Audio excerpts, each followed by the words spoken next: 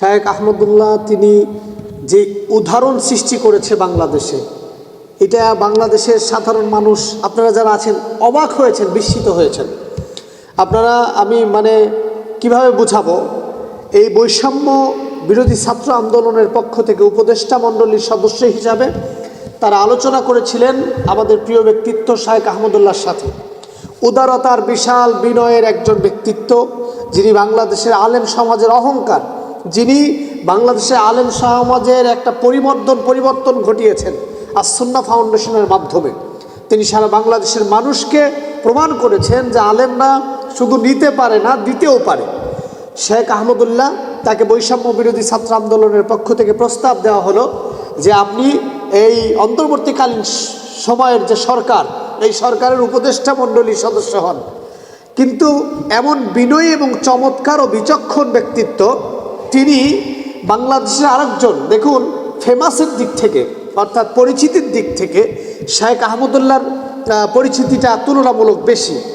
যাকে উপদেষ্টা মণ্ডলীর সদস্য করা হয়েছে, আমি এভাবে বলছি যে ডক্টর আফামা খালিদ হুসাইন সাহেব, আমার সম্মানিত স্যার, এবং চমৎকার ব্যক্তিত্ব, তার বিচক্ষণতা, তার মেধা, তার ব্যক্তিত্ব, তার ভাষণ, তার কথার মার্জিত, এই সমস্ত কিছুকে অ্যানালাইসিস করে শায়েখ আহমদুল্লাহ এবং শায়েখ আহমদুল্লাহর সাথে ডক্টর আফামা খালিদ হাসান সাহেবের একটা চমৎকার সম্পর্ক, এবং শায়েখ আহমদুল্লাহ খুব শ্রদ্ধা করেন তাকে, তার প্রতি একটা আলাদা ভালোবাসা, এবং তিনি তার কথা অনেক শুনেন, তার সাথে পরামর্শ করেন।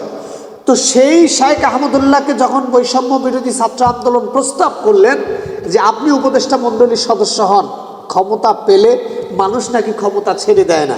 শায়েখ আহমদুল্লাহ জ্বলন্ত উদাহরণ বাংলাদেশের জন্য। এই মুহূর্তে তিনি আমাদের প্রিয় ব্যক্তিত্ব বীর চট্টলার পুরুষকে এই দায়িত্বটা ছেড়ে দিলেন, তাকে দিয়ে বৈষম্য বিরোধী ছাত্র আন্দোলনকে বললেন যে আমার থেকে স্যার অত্যন্ত চমকপ্রদ করবেন, এই উপদেষ্টা মণ্ডলীতে তিনি থাকলে এই সমাজে, রাষ্ট্র, এই জাতির কল্যাণ হবে এবং জাতির একটা পরিমার্জন আসবেন।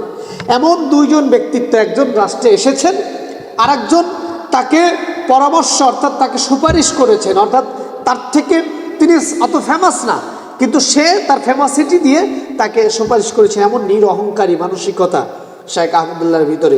সত্যি বলছি, হৃদয় থেকে বলছি, সারা বাংলাদেশের মানুষ, এমনকি আমি একজনের একটা স্ট্যাটাস, আমার একটা ইংলিশ টিচার, ওনার একটা স্ট্যাটাস দেখছিলাম যে আলেমরা এত বিনয়ী এবং একজন আরেকজনকে এত ভালোবাসে, এই উদাহরণ শায়েখ আহমদুল্লাহ আরও একবার সৃষ্টি করলেন।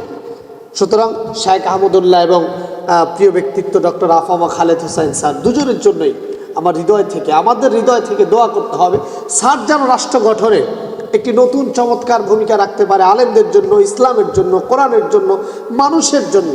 আর শায়েখ আহমদুল্লাহ যে বিস্তার কাজে ব্যস্ত, শায়েখ আহমদুল্লাহকে আল্লাহ তাআলা সকল ষড়যন্ত্র থেকে হেফাজত করুক, তার ব্যক্তিত্বকে, তার সম্মান, তার মর্যাদাকে আরও উপরে উঠিয়ে দেখ। তিনি যেন তার জায়গাতে যে কার্যক্রম পরিচালনা করছে এদেশের মানুষের মানবতার জন্য, সেই কার্যক্রম যেন তিনি পরিচালনা করতে পারেন। মহান রবের কাছে এই প্রত্যাশা করছি, আল্লাহ তাআলা তার হায়াতে তৈয়বা দান করুক, তার মেধায়, তার প্রবৃদ্ধি, বিচক্ষণতায় আল্লাহ তাআলা তাকে শ্রেষ্ঠত্ব দান করুক। আমিন।